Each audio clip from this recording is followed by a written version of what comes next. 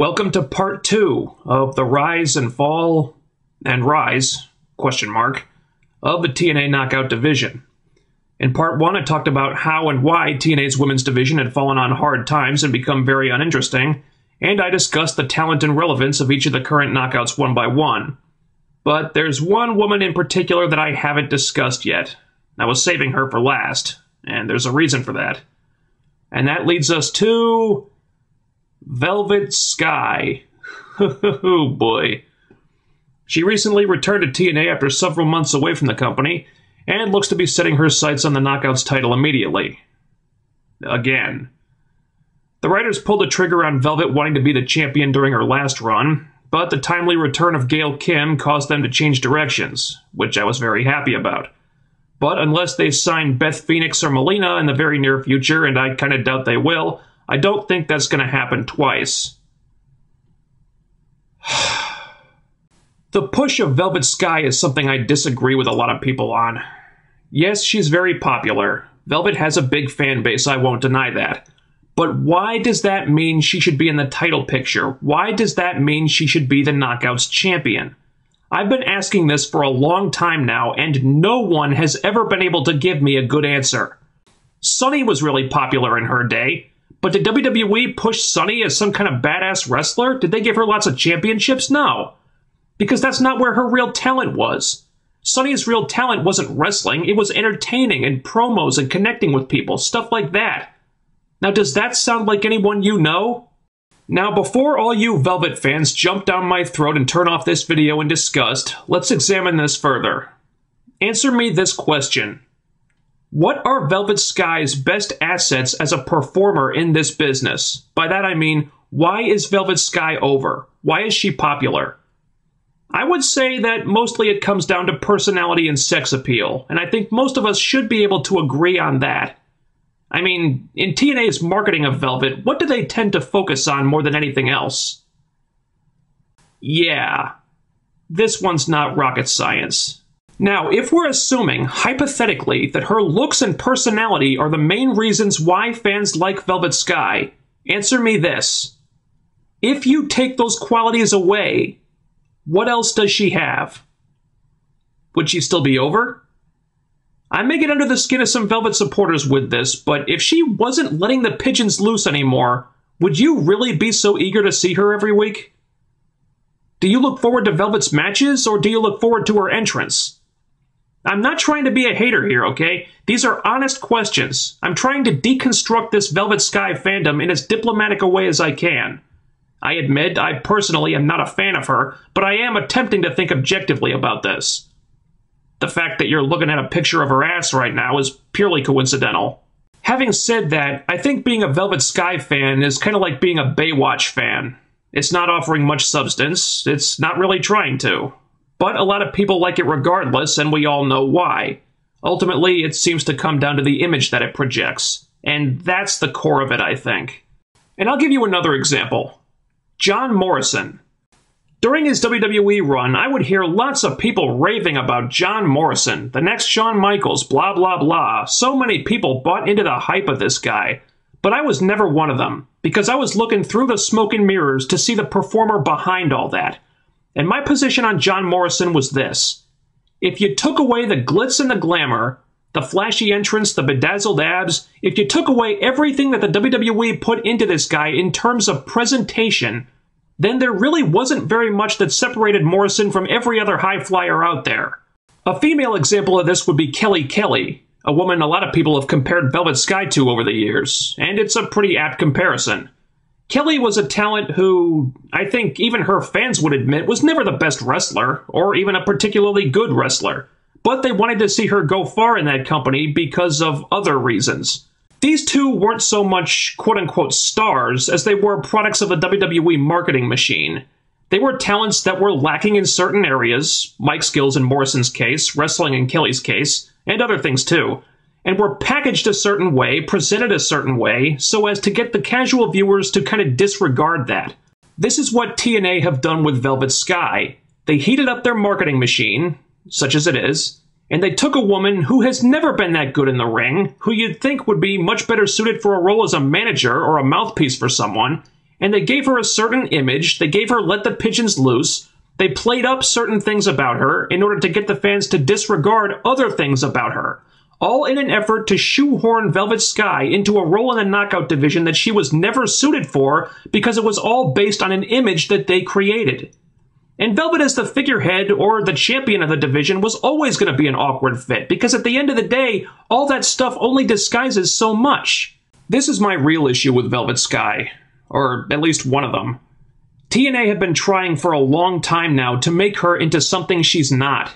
She's been the poster girl for the knockouts for quite a while. She's the woman the advertising department seems to constantly cream themselves over. But it's all just aesthetic. It's a fabrication. It's not real. It's just an image. This is largely why the Beautiful People gimmick was so successful, because Velvet was playing a character that was all about image. She was a snotty, self-absorbed egomaniac who was all about exploiting her looks and sexuality and rubbing that in people's faces, a gimmick that highlighted Velvet's strengths as a performer perfectly. But when it was time for wrestling, more often than not, she got her ass kicked. And when she lost matches, it didn't stop her from being over, because Velvet being over had nothing to do with her wrestling and everything to do with her image and her character. And when she won matches, it was usually because she'd shoot hairspray in someone's face, because the writers at the time knew that the only way for someone like Velvet to plausibly go over women whose strengths were more about being athletic and being great wrestlers was to do underhanded stuff like that. Otherwise, it just wouldn't look real. And back in those days, I didn't find Velvet anywhere near as objectionable as I do now. I thought she was perfectly cast for what they had her doing. And now it becomes an issue of creative, because as far as I'm concerned, the only ones who ever booked Velvet Sky properly in TNA were Scott D'Amore and Dutch Mantell. And I'm sure all you Velvet fans out there are going to shake your angry fists at me and be like, you're full of crap. D'Amore and Mantell were idiots. They had Velvet lose to Taylor Wilde 3 times in one segment. Exactly. That is how Velvet Sky the wrestler should be booked. Go back and watch that segment again. I think it was in the summer of 2008. I'm sure it's on YouTube somewhere. You had the Beautiful People, who were very good on the mic, but Velvet not so good in the ring, and Taylor Wilde, who was an excellent wrestler, but not so good with promos. So to protect everyone involved, simple wrestling logic suggests that you book this segment to have the Beautiful People do the talking and have Taylor Wilde carry the wrestling, which is what they did. They had 3 matches back to back to back, Taylor winning the first 2 in record time, the third ending in a DQ when Angelina interfered. If you wanted, you could even write off those first 2 pins as Taylor surprising Velvet and Velvet just not being prepared.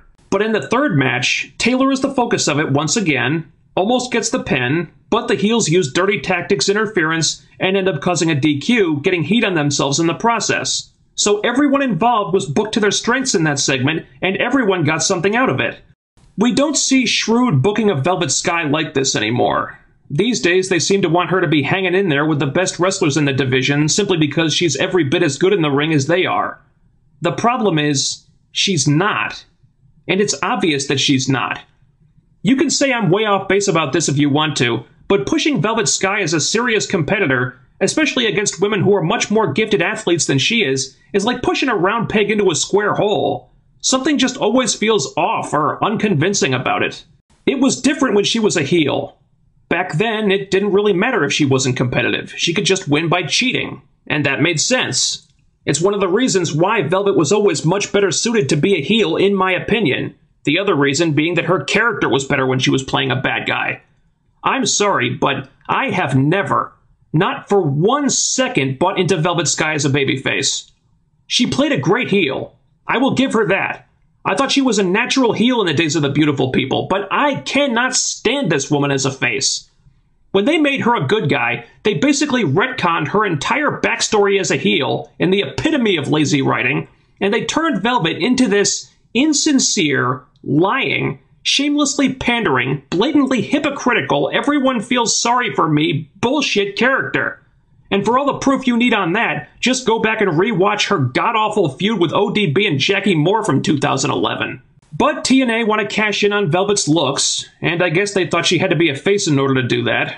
So they present Velvet Sky to the audience as a babyface, completely disregarding how this pretty much turns her into one of the most loathsome characters in all of wrestling, just so people can cheer for this. Which, quite frankly, I just find offensive. And so, after a lot of deliberation, I hope I've made my position on Velvet Sky clear to you people. But don't get the wrong idea. I'm not calling for Velvet to be fired. Did I lose any sleep when she left the company last year? No. But I'm not suggesting they should get rid of her now that she's back. Love or hate the woman, she does have a lot of fans, and regardless of how she does it, she makes the company money. I'd be laughed out of the building for even suggesting it. What I am suggesting is that TNA get her out of the ring. As I've spent the last several minutes explaining, there's no reason for her to be in there. What I'm saying is this: put Velvet Sky in a non-wrestling role. I said this a while back in a different video, but they should repackage Velvet into the 21st century version of Sunny. A woman who's all about entertaining people, being sexy, cutting promos, helping to get other people over. These are things that Velvet is good at. So let her play up those qualities. Why should she be an in-ring competitor when, number one, that never had anything to do with her popularity, and number two, she was never that talented a wrestler in the first place? One idea I had recently was making Velvet the new Knockout Authority figure. I think that would be a great role for her. Brooke Hogan hasn't done a thing with it. As the Authority figure, she could be used in a way that highlights her strengths, minimizes her weaknesses, and if she were the woman in charge of the whole division, then Velvet being the Knockout poster girl would actually make sense for reasons other than the fact that she looks good on a poster. This concludes Part 2. Stay tuned for Part 3, in which I discuss what the future could have in store for the Knockouts, as well as what could be done to fix the problems with the division of today. Until next time, later.